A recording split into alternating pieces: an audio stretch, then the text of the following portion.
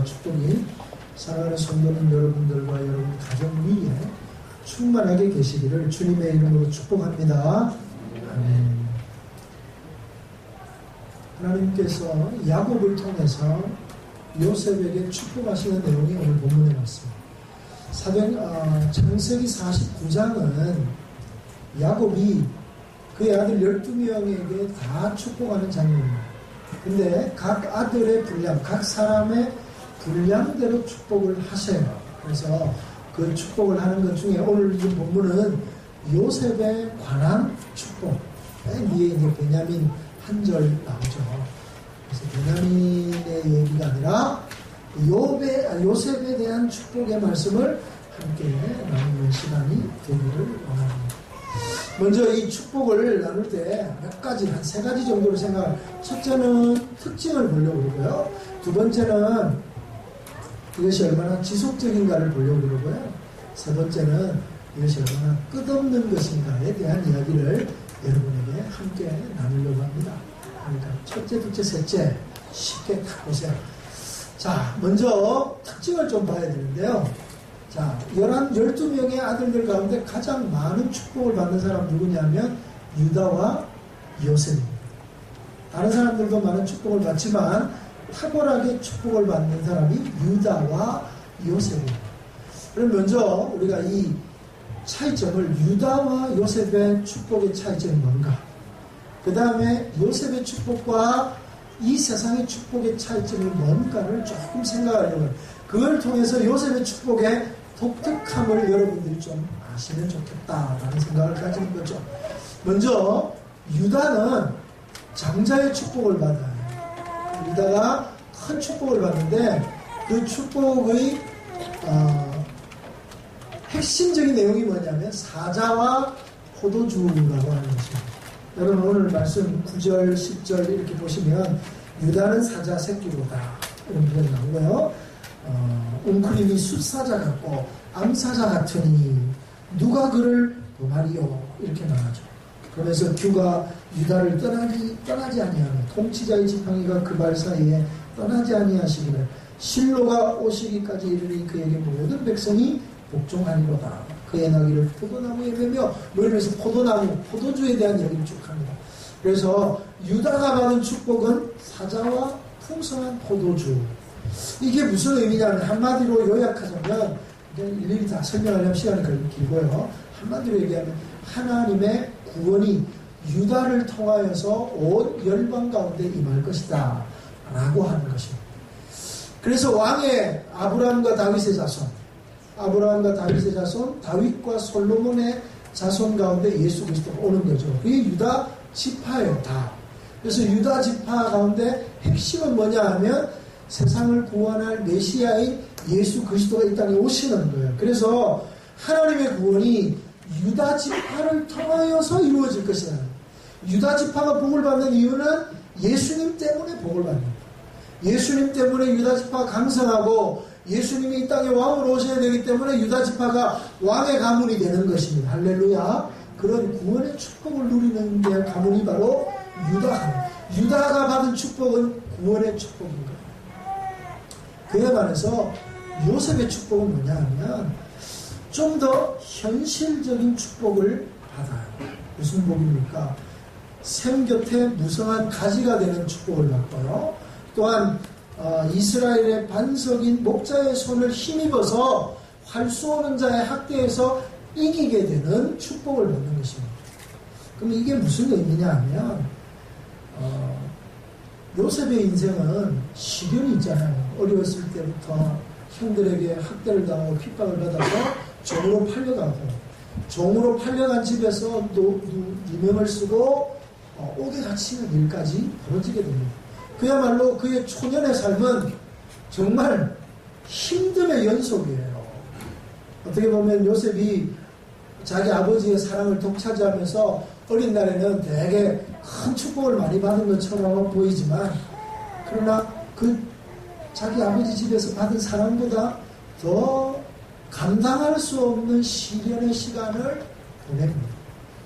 그런 활 쏘는 자의 학대가 커도 본문의 말씀 요셉의 활은 도리어 굳센데 그 이유가 뭐냐면 이스라엘의 반석이 목자의 손을 힘입어서 그렇다. 이렇게 말하고 있는 것입니다. 그래서 한마디로 말하면 시련이 있지만 하나님의 도움, 이스라엘 목자는 하나님이니까 하나님의 도움으로 그 모든 시련을 극복하고 도리어 시련과 고난과 아픔 가운데 있는 사람들을 건지게 될 것이다 라고 하는 축복을 받는 것입니다. 그럼 이 말은 무슨 말이냐면 요셉의 축복은 유다가 받은 구원의 축복이 아니에요. 구원받은 사람이 누리게 되는 구원에서 파생되어지는 실질적인 삶의 축복을 말합니다. 그래서 요셉의 축복은 사랑하는 성도 여러분, 오늘 우리에게 필요한 축복입니다. 우리는 이미 예수 그리스도로 말미암아 구원받은 줄로 믿습니다. 아멘이세요? 우리는 이미 유다의 축복을 받은 거예요. 왜냐하면 유다로 말미암아 예수 그리스도 이 땅에 오셨잖아요. 예수님이 아직 죄인 되었을 때 우리를 위해 십자가를 지심으로 우리를 향한 하나님의 사랑을 다 보여주셨어요. 그래서 누구든지 주의 이름을 부르는 자는, 영접하는 자, 곧 그 이름을 믿는 자들에게는 하나님의 이런 놀라운 축복을 주신 거예요. 이미 우리는 누렸어요. 유다의 축복은 이미 우리가 다 받았단 말이죠. 그러면 이제 관건은 뭐냐면 이 유다로 말미암는 구원의 축복을 받았는데 이 구원의 축복으로 말미암는 파생되는 축복, 즉 요셉에게 주신 축복을 하나님이 오늘 저와 여러분 우리 교회 모든 성도들에게 부어주시기를 주님의 이름으로 축원합니다. 그래서 성도들이 받아야 할 복이 이 복이에요. 그래서 성도들이 구원받은 축복 가운데서 하나님의 은혜를 누리면서 자기가 속한 지역, 자기가 속한 곳에서 영향력 있는 삶을 삽니다. 비록 시련은 당하지만 나중에는 더 창대케 되고 은혜 가운데 사람들을 구원하고 사람들을 선한 대로 인도하는 참 좋은 인생을 사는 거예요. 그 사람이 기업가라면 하나님의 은혜가 요셉에게 임했듯이 기업가인 그에게 임하셔서 하나님이 부욕해 하시므로 그 부로 말미암아 자기만 잘 먹고 잘 사는 게 아니라 사람들을 고용하고, 그래서 많은 사람들을 고용하고, 기업의 사회적인 이 책무라든지 기업이 사회적으로 선한 일을 하는 이유가 선한 일을 하는 게 뭐냐 하면 많은 사람을 고용하는 거예요. 그래서 고용함으로써 그 사람들이 자기를 살게 하는 거죠. 계속해서 그런 고용들이 많이 일어나도록 재투자하고 설비를 늘리고 계속해서 사업의 영역을 늘려가는 거예요. 이런 것들이 하나님의 은혜라는 것입니다. 뿐만 아니라 공부를 해서 탁월한 학자가 된다고 생각해 봅시다. 학자가 된다는 것이 단순하게 입신양면 자기만을 위한 것이 아니라 공부를 통해서, 학문을 통해서 결국에 뭘 목적하느냐는 거예요. 공부를 많이 함으로써 자기가 그 공부를 통해서 인류를 위해 기여하는 거예요. 만약에 그가 의사가 된다든가 의학을 공부하는 사람이라면 인류가 정복하지 못했던 질병에 대해 연구함으로써 거기에 대한 약을 만들어내는 거죠. 그래서 약 없이 고통받는 수많은 사람들을 그런 사람들을 통해서 구원받게 하는 거예요. 예를 들면 이런 거 페니실린, 항생제가 없을 때에는 사람들이 감기 같은 아주 초보적인 질병에 걸려서 죽는 사람들이 너무 많았어요. 그런데 이 항생제로 말미암아 얼마나 많은 사람들이 살고, 그래서 평균 수명이 늘어나고, 옛날에는 마마가 제일 무섭다 그러잖아요. 마마 걸리면 죽었으니까.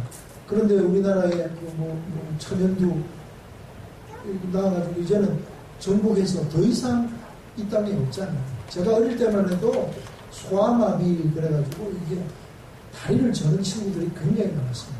근데 우리나라에 그 백신을 다 놔가지고 우리나라에 언젠가 소아마비는 더 이상 우리나라에 없는 질병이 되어지. 그런 일들로 계속해서 질병을 정복해 나가는 일들을 하게 돼요. 그런 것들을 통해 사람들을 더 평화롭게 살고 더 잘 살게 하고 더 안전하게 살게 하는 일들, 그런 것들이 다 축복이라는 거예요. 그 축복을 누가 받았다고요?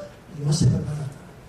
이 요셉의 축복이 오늘 이 땅을 살아가는 21세기의 요셉과 같은 그리스도인들에게 임하기를 주의 이름으로 축원합니다. 그래서 오늘 우리들이 어떤 축복이 있어야 되냐면 오늘 이 본문의 말씀처럼 사랑하는 성도 여러분, 우리 성도들이 요셉과 같은 복을 누리기를 주의 이름으로 축복합니다. 그렇다면 이 세상 사람들도 잘 되잖아요. 그 사람들과 차이가 뭐냐?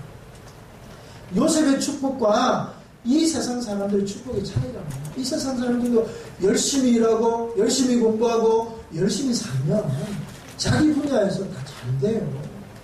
꼭 그런 건 아닙니다만은 대부분 그렇잖아요. 잘 되는데, 그래서 잘 되는 사람과 요셉으로 말미암는 하나님으로 말미암는 축복을 받아서 잘 되는 사람의 차이가 뭐냐? 사람은 사회적 존재입니다. 사람은 혼자 살 수 있는 존재가 아니라 더불어 살아가는 것. 그래서 사람 인자도 이렇게 되어 있잖아요. 서로 받쳐주면서, 완전하지 않으니까 서로의 부족함을 채워주면서 사는 것. 그래서 혼자 살 때보다 두 사람이 살면 더 풍성해지고요. 두 사람이 살 때보다 많은 사람들과 어울려 살면 더 풍성해지고, 함께 더불어 살아가는 법을 아는 사회는 훨씬 더 안전하고 훨씬 더 은혜 가운데 복되게 살아가는 것입니다. 그래서 사람은 사회적 존재라고 얘기합니다. 근데 그래서 사람은 늘 모여 살기를 좋아하죠. 어디든 마을에 모여, 도시에 모여, 어디든 다 모여 삽니다. 근데 모여 살게 되면 뭐가 필요하냐면 제도가 필요하고 조직이 필요하고 지도자가 필요해지게 돼요. 마치 교차로에 꺼진 신호등이 있다고 생각해 보십시오. 차들이 달려오다가 신호등이 꺼졌어요. 그러면 자기가 가는 길로 막 가다가 사고가 나기도 하고 서로를 엉켜서 이쪽도 저쪽도 못 가는 일이 생기는 거예요. 그런데 교통경찰이 와가지고 자, 호각을 딱 불죠. 자, 이쪽 가시오, 저쪽 가시오. 자, 몇 번만 손만 하면 이제 이쪽 저쪽에 동서남북의 모든 길이 원활하게 돌리게 되는 거예요. 그 일을 누가 하느냐? 바로 지도자가 하는 일이에요. 그 일을 누가 하느냐? 국가가 하는 일이에요. 그 일이 바로 사회, 오늘 우리가 살고 있는 사회라고 하는 공동체가 하는 일이 바로 그런 일이라는 것입니다. 그런 걸 통해서 질서가 생기게 되고 그걸 통해서 사람들이 더 안전하게 살게 하는 것입니다. 그러려면 누군가 그런 일을 감당해야 되는 거예요. 누가 그런 일을 감당합니까? 똑똑한 사람이 하죠. 머리가 뛰어난 사람이 하죠. 그러면 아니면 또 좀 특별한 능력을 가진 사람들이 그런 일을 합니다. 그게 일반 은총이다 이렇게 얘기합니다. 우리가. 그래서 그리스도 안에 있든지 밖에 있든지 이 세상의 일은 일반 은혜대로 살아가게 됩니다. 그래서 예수 믿는 사람들만 잘 되고 예수 안 믿는 사람들은 잘 안 되고 이게 아니라 세상은 일반 원리, 일반 은총의 원리대로 돌아가게 되어 있는 거예요. 그런데 그 중에서 특별히 하나님께서 요셉의 은총을 주신 자들에게 하나님의 은혜를 부어주셔서 되게 하시는데 그게 뭐냐 하면 요셉의 축복은 구원의 열매로 주어진 것이라는 거예요. 아무나에게 주어지는 것이 아니라 구원받은 백성에게 주어지는 은혜라는 거예요. 그래서 학자가 돼도 기업가가 돼도 정치가가 돼도 예술가가 돼도 다르다는 것입니다. 결론은 비슷해 보이지만 전혀 다른 삶을 삽니다. 예를 들면 유일하게 오직 자기만을 위해서 내가 공부를 열심히 해가지고 예를 들면 다 그런 건 아닙니다. 예를 들어서 그러죠. 예를 들면 어떤 사람이 나는 공부를 열심히 해서 학자가 돼야지. 그래서 입신양명 출세해야지 라고 생각합니다. 그래서 출세를 해요. 그러면 그분이 자기의 그 학문이나 자기의 배움을 자기의 출세에만 쓰게 됩니다.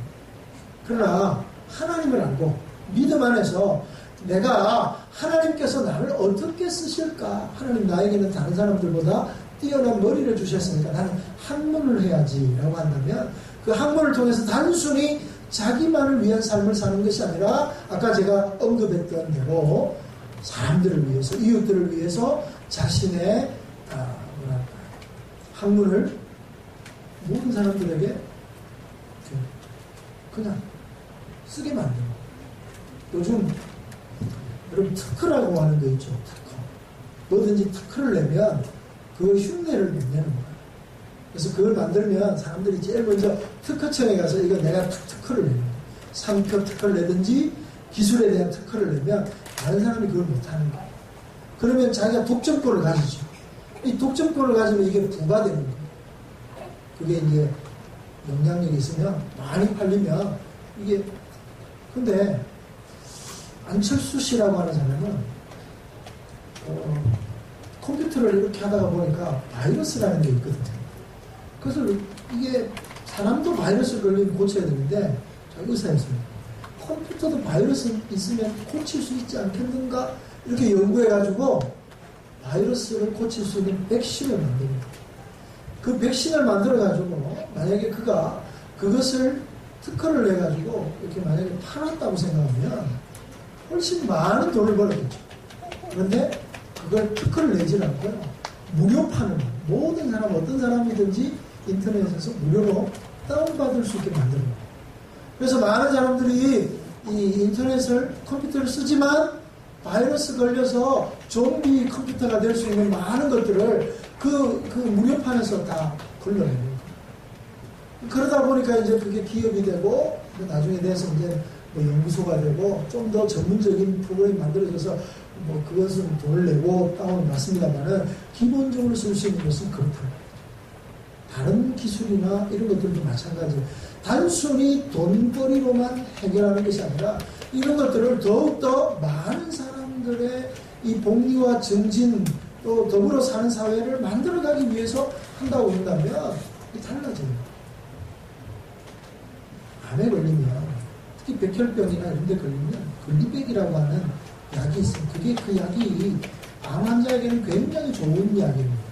그런데 그 약이 하루 약값만 한 100만 원 정도 됩니다. 엄청나게 비싸죠.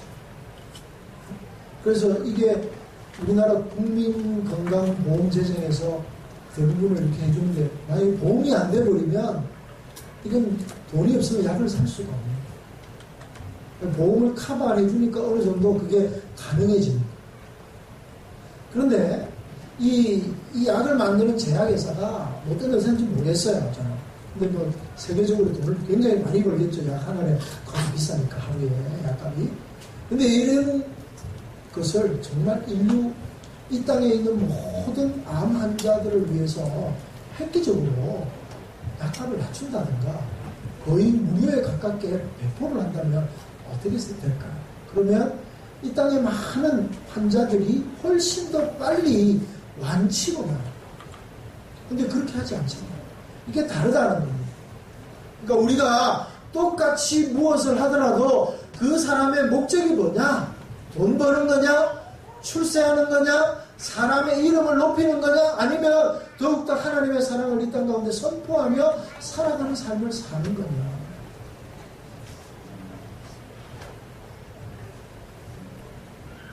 그래서 서울대학 나오고 하버드 대학 나오고 사회적으로 모든 것들을 뭐라 그럴까요? 다 보장받은 사람들이 그런 것도 다 내려놓고 선교사로 가요. 또 혹은 그런 것들 다 내려놓고 낮은 데로 가요. 세상 사람들은 이해가 안 되는 거예요.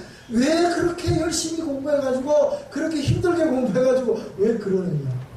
하나님의 은혜를 입고 나면 이 세상의 명리가 중요하지 않습니다. 그래서 하나님의 마음으로 하나님의 사랑을 이 땅 가운데 선포하며 살고 섬기는 삶이 훨씬 더 크고 놀라운 사실이라는 것을 깨닫게 되는 거예요. 그래서 달라지는 거예요. 요셉의 축복이 뭡니까? 바로 그런 축복을 받아서 무엇을 하느냐? 이게 달라져요. 하나님의 은혜를 받은 사람들은 이렇다는 것입니다. 하나님 성도 여러분, 이렇게 요셉의 축복은 구원의 열매로 말미암습니다. 그래서 모든 우리 그리스도인들이 이 하나님의 구원을 체험했다면 요셉과 같은 풍성한 삶을 살아가야 될 줄로 믿습니다. 하나님이 요셉에게 복을 주셨다. 그래서 애굽의 총리가 돼요. 근데 세상 사람들의 초점은요, 그가 고생하다가 애굽의 총리가 된 것에 초점을 맞춥니다. 그러나 애굽의 총리가 된 것은 요셉이 뭐라고 얘기합니까? 나를 여기까지 인도하시고 당신들보다 먼저 보내시고 내가 애굽의 총리가 된 것은 당신들을 구원하려고 하시는 하나님의 뜻입니다. 이렇게 얘기합니다. 자기를 판 형들이 찾아왔을 때 얼마나 미웠겠어요. 만약에 자기 인생의 목표가 그냥 단순하게 출세하고 잘 사는 것이었다면 자기를 힘들게 하고 고통스럽게 했던 그 형들에게 복수하지 않았을까요? 그러나 자신의 삶의 목표는 이 땅 가운데 잘 되는 게 아닌가. 하나님의 은혜를 누려서 하나님 안에서 하나님의 사랑을 이 땅 가운데 나누어주고 하나님의 영광을 선포하는 일이라고 생각했을 때 내가 여기 있는 이유는 당신들 먼저 보내신 이유는 하나님 당신들을 구원하기 위함이라고 말합니다. 여러분 우리가 하나님의 축복을 받아야 돼요. 아멘이세요? 아멘이나요? 그럼 받아야 되잖아요. 근데 단순하게 잘 먹고 잘 살고 내가 이 땅 가운데 어려움이 없이 잘 사는 거 이러면 하나님이 특별히 우리를 복 주실 이유가 하나도 없는 거예요. 하나님이 오늘 우리를 기억하셔서 복을 주시고 은혜를 주시고 요셉과 같이 인생의 역전을 일으켜서 그로 하여금 놀라운 은혜를 입게 하시려면 요셉의 마음이 어디에 있냐? 하나님께 있다는 것입니다. 이게 바로 이 세상 사람과 요셉이 받은 축복의 차이라는 거예요. 오늘 우리가 하나님 왜 내게 축복하지 않습니까? 라고 생각하지 마시고 한번 생각해 보세요. 내가 왜 잘 되려고 하는가? 왜 내가 하나님의 은혜가 하나님의 축복이 필요하다고 생각하는가? 단순하게 출세?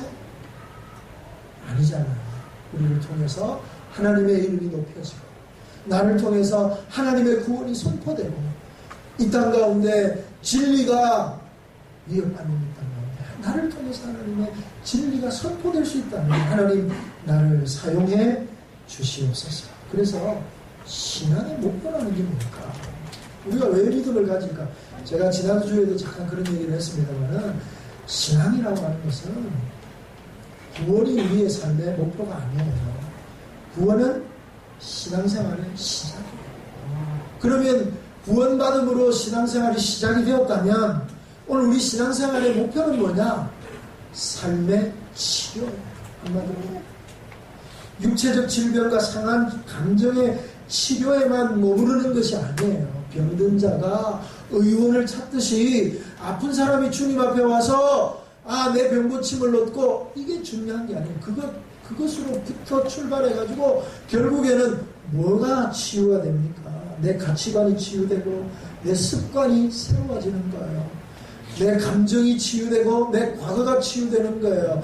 나를 괴롭게 하고 나를 힘들게 하는 원수를 만나면 감정 처리가 안 되어서 늘 미워하고 원수 가쁨이 내 마음 가운데 있고 복수의 마음이 내 마음 가운데 있고 뿐만 아니라 끊임없이 내가 이렇게 힘든 것은 누구누구 때문이야 원망의 마음으로 살아가던 내가 예수 그리스도 안에서 원망과 이런 감정들을 다 치유하고 하나님의 은혜 가운데 새롭게 사는 거예요.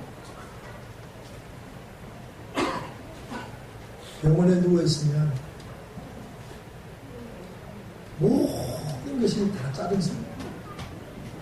특히 온몸이 조금만 아파요. 정말 얼마나 사람의 마음이 간사한지.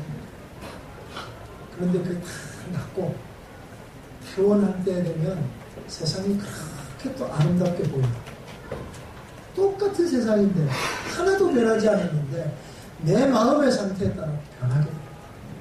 여러분 이 세상을 보면서 이 세상은 참 아름답구나 이런 생각을 가지세요? 아니면 이 세상은 왜 이래 이런 생각을 가지세요? 하나님이 만든 세상은 보시기에 심히 좋은 줄로 믿습니다. 하나님으로 말미암는 세상이 되면 오늘 우리 시선이 바뀌는 거예요. 인간관계가 치유가 되고요. 오늘 저와 여러분의 가정이 치유가 되고 직장이 치유가 되는 거예요. 비전이 치유가 되는 거예요. 한마디로 말하면 내 삶 전체가 새로워져요. 이게 우리 신앙생활의 목표예요. 목적이에요. 어떻게 보면 내가 왜 교회를 다니고 내가 왜 예수를 믿고 내가 왜 신앙생활을 하느냐 하면 단순하게 예수 믿고 천당 가는 얘기가 아니에요.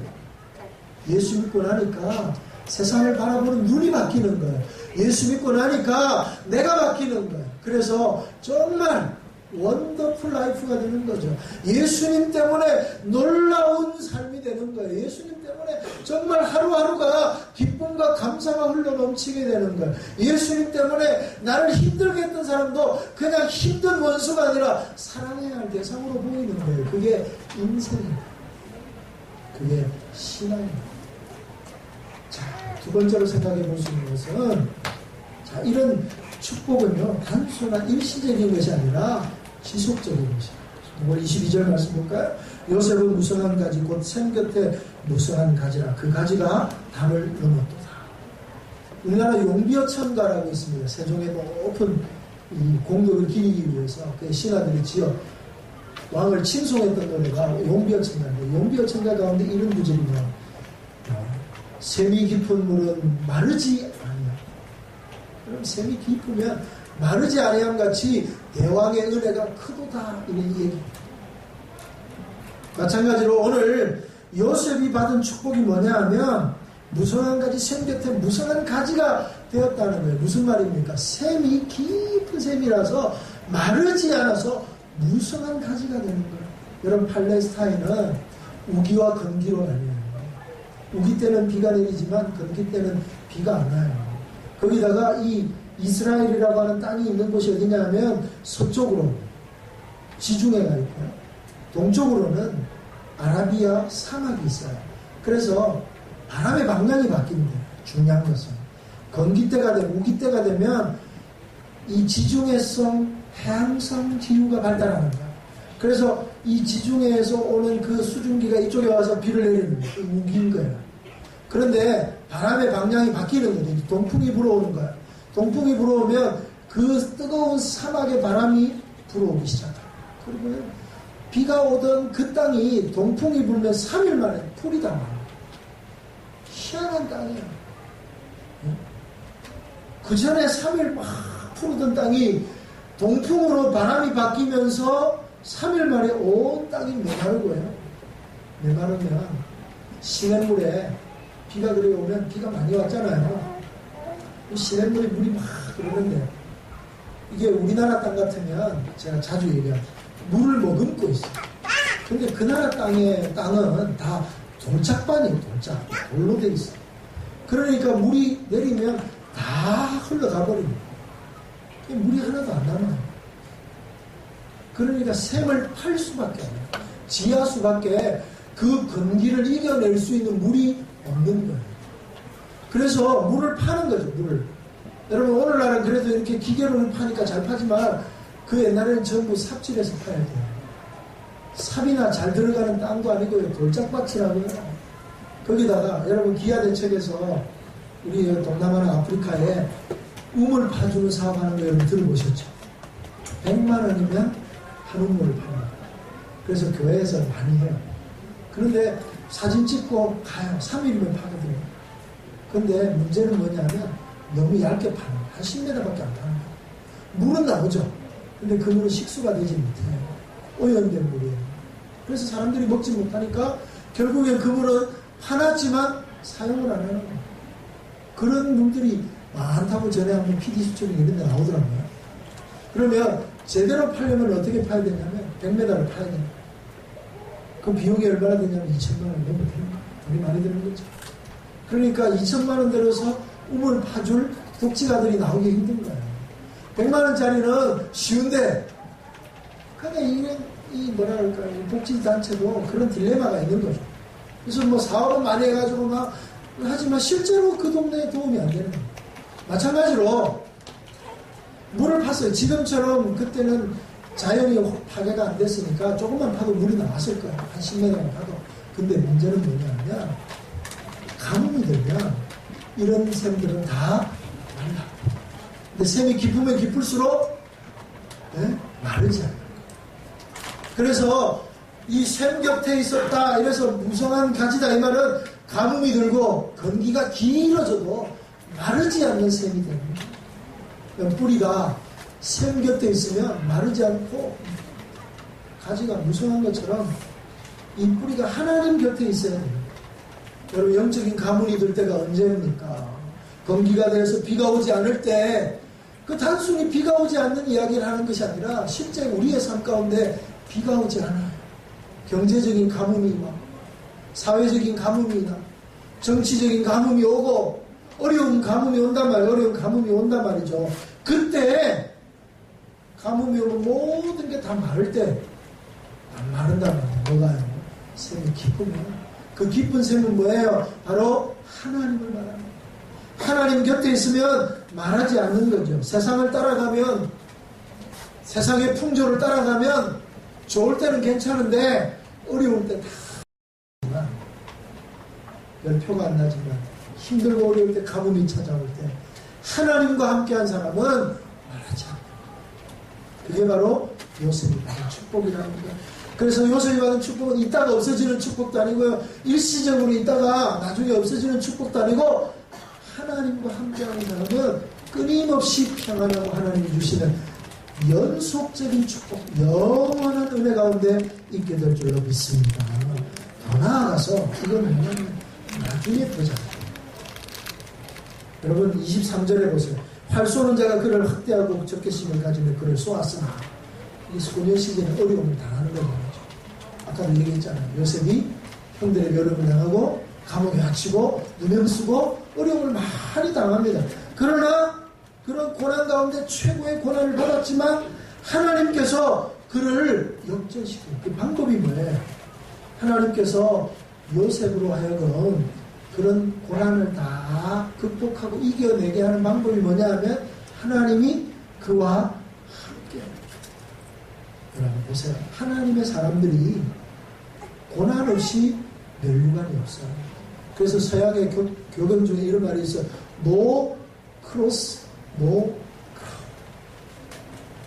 십자가 없이는 멸류관이 없다. 고난이 없이는 영광이 없다라는 거예요. 그래서 누구나 다 고난을 받는데 어릴 때부터 젊어서 축복받고 젊어서 잘 되는 거 이게 결국의 축복이 아니에요. 그래서 우리말 속담에도 그런 말이죠. 젊어서 고생은 사서라도 해라 이런 말이 있어요. 여러분 미국에 보니까 이번 주 뉴스 중에 제일 눈에 띈 뉴스가 하나 있어요. 그 뉴스가 뭐냐면 오바마 대통령의 딸이 레스토랑 알바를 하다. 대통령 딸. 흑인이었어요? 아니에요. 일부러 평범하게 사는 것을 가르칩니다. 대통령의 딸이면 어떻게 보면 모든 특권을 누리잖아요. 그런데 대통령의 딸이 레스토랑에서 알바. 젊어서 아버지의 권력을 가지고 아버지의 유명세를 가지고 마치 자기가 그런 사람인 것처럼 사는 사람은 다 망하게 돼 있어요. 그래서 부자가 3대가 안 가는 거예요. 부자가 정말 똑똑한 부자는 자식을 어릴 때 고생을 시켜요. 일부러 고생시켜요. 근데 뭐 대학 졸업하고 창업주의 아들이라고 바로 이사로 오고 이러면 그 기억 망합니다. 어떻게 보면 참 밑에서부터 올라와가지고 능력을 인정받고 모든 문화를 이해할 때 제대로 된 거죠. 요즘 계속해서 갑을 이야기 나오고 이 기본적인 소양을 갖추지 못한 뭐 재벌가들의 이야기를 쭉 우리가 들으면서 씁쓸하잖아요. 근데 그 정도의 얘기가 아니에요. 정말 젊어서 잘 되는 요즘 여러분 뉴스를 보면 가장 많이 이름을 오르내리는 사람들이 누굽니까? 이런 거 잘 모르겠어요. 뭐 진경준인가? 그죠? 네? 근데 정문호 씨한테 돈 내달라고 검사가 검사장 됐다가 지금 이제 구속된 사람. 또 누구죠? 우병우가 뭐 청와대 뭐 수석들, 홍만표 뭐 이런 사람들 다 검사로 잘 나가던 사람들. 이 사람들에게 공통점이 있는지 뭔지 아세요? 이분들이 다 서울대 법대 출신들. 3학년 때 이미 다 사법고시를 다 패스합니다. 그리고 다 뭐 이런저런 이유로 뭡니까 군대도 안 가요. 다 면제되고. 쉽게 말하면 우리 나이로 22, 22에 영감이 되는 거예요. 여러분 보니까 우리도 그런 잘 모르는데 이번에 이 사건을 통해서 보니까 그런 얘기들을 하더라고요. 이 사람들이 그때부터 딱 뭐 되게 탁월하게 공부도 잘하고 머리도 좋으니까 기업이나 이런 데서 찍는 거예요. 그래서 그때부터 관리가 들어가는 거예요. 그때부터 스폰서가 생기는 거죠. 그러니까 그때부터 22살짜리가 그때부터 온갖 혜택을 받는 거예요. 특권을 누리는 거예요. 처음부터 그 사람들이 쓰는 사람들이 아니었어요. 처음에는 그도 내가 나라를 바로 세우리라, 법과 정의를 세우는 법조인이 되리라 그랬을 것이란 말이에요. 그런데 21, 22 그 어린 나이에 그야말로 성공하잖아요. 모든 사람들이 우러러보잖아요.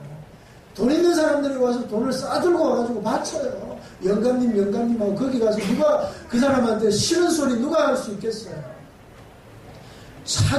나중에 저 사람들이 나이가 되면 법무부 장관이 검찰총장이 다 저 사람들 손에서 나올 거니까. 실제로 지금까지 그야말로 출세 일변도의 삶을 살았습니다. 그렇잖아요. 근데 어때요? 가문의 수치야. 그 사람들 이름 이제 다 알려줬어요. 온갖 비리의 온상이고, 온 돈 다 받고, 참 나쁜 사람. 지금까지 잘 살았으면 뭐예요? 모르겠어요. 요즘은 워낙 양심에 화인 맞아서 잠깐 부끄러움 당하지, 그래, 나와 내 자손들은 영원토록 잘 살리라. 잘 살 수가 없어요. 젊어서 어릴 때 성공하는 게 좋은 일만은 아니라는 거예요. 어떤 의미로 젊을 때 고생하고 힘들게 살아서 나중에 하나님이 쓰실 때 사는 사람. 여러분, 잠언에 보면 스스로 교만한 것, 이게 패망의 성공이라고 말합니다. 겸손한 거예요. 겸손한 게 뭐예요? 하나님의 은혜 아니면 내가 아무것도 아니고, 하나님의 은혜 아니면 내가 아무것도 할 수 없는 자임을 고백하는 거예요.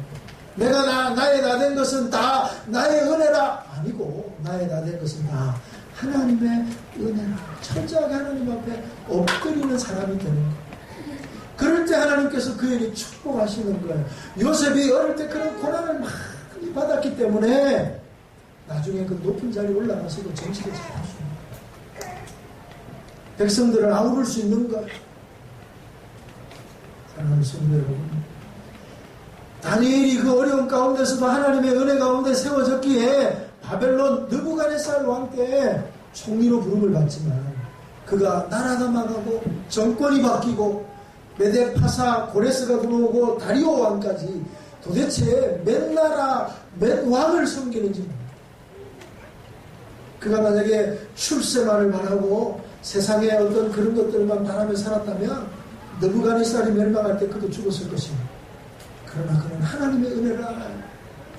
그가 먼 타국에까지 포로로 잡혀와서 힘들게 어렵게 살지만 그러나 이 모든 것이 다 하나님의 은혜요. 그래서 어디로 가든지 내가 하나님의 은혜 가운데 살아야 되겠다.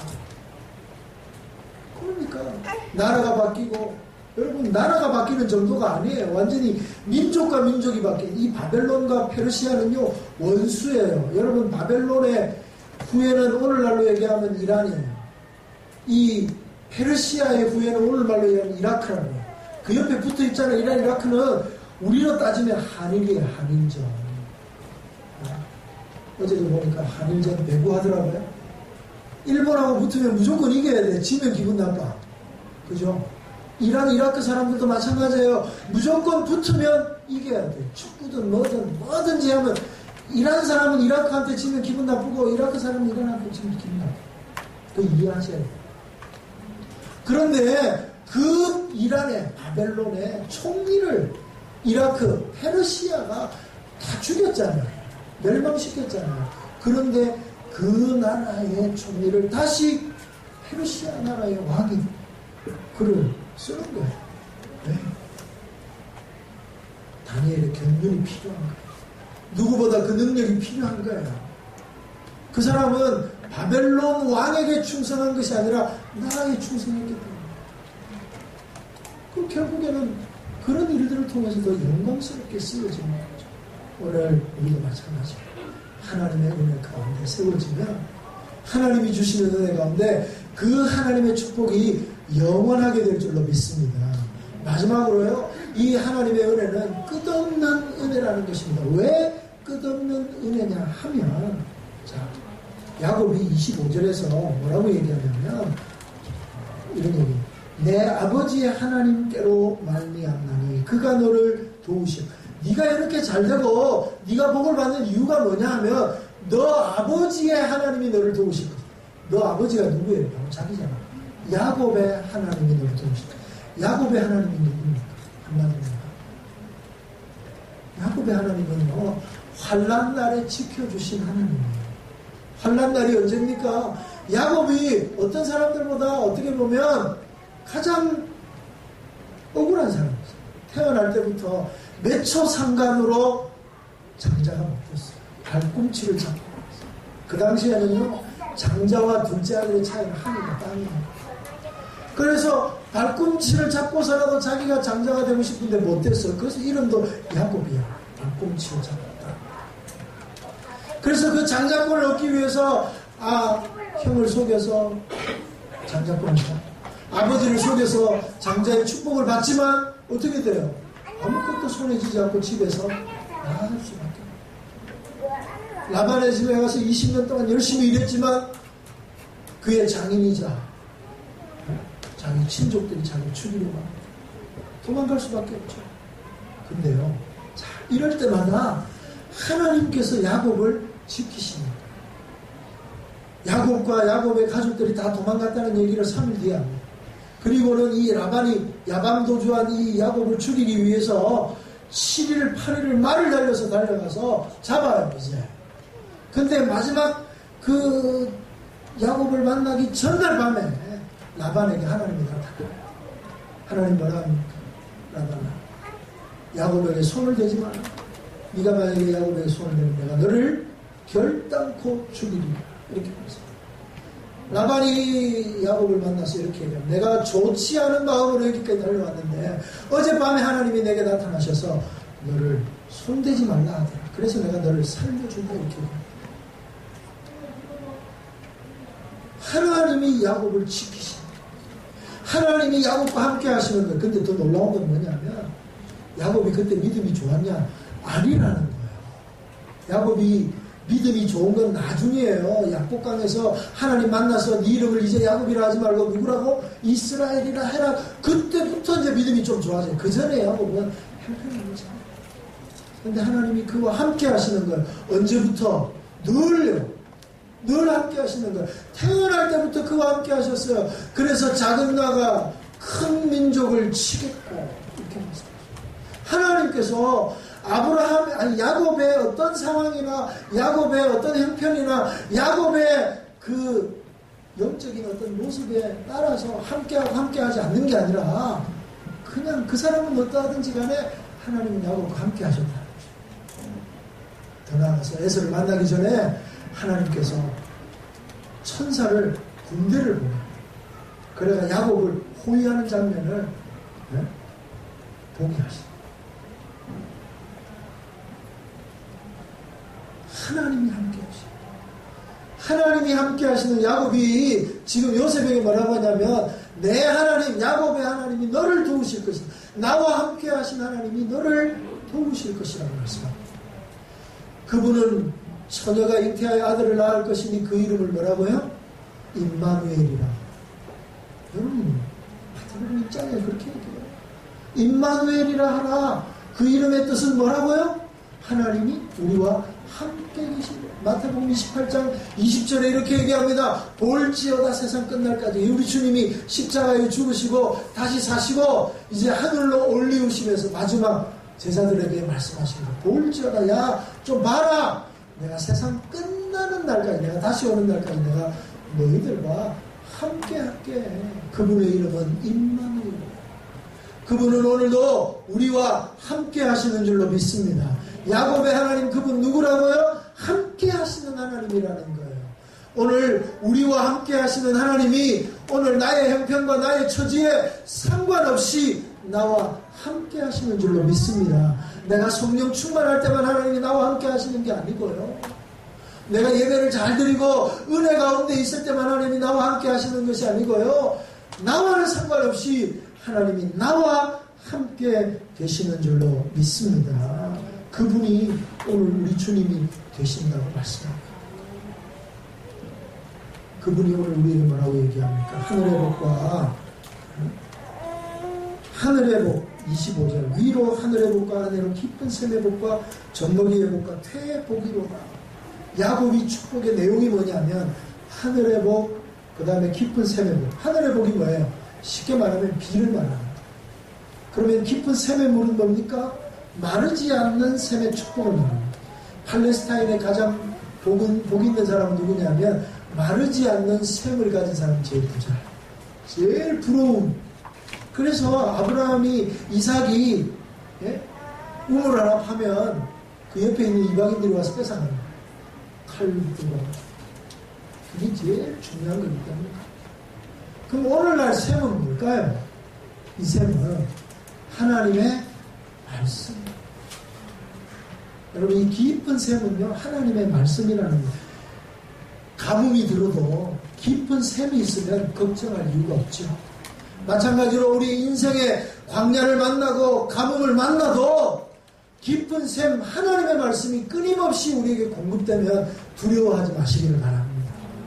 오늘 우리의 문제는 뭐냐면 하나님의 말씀이 우리에게 공급되어지지 아니하고 하나님의 은혜가 우리에게서 단절되어지는 것, 그것이 우리에게 위기지.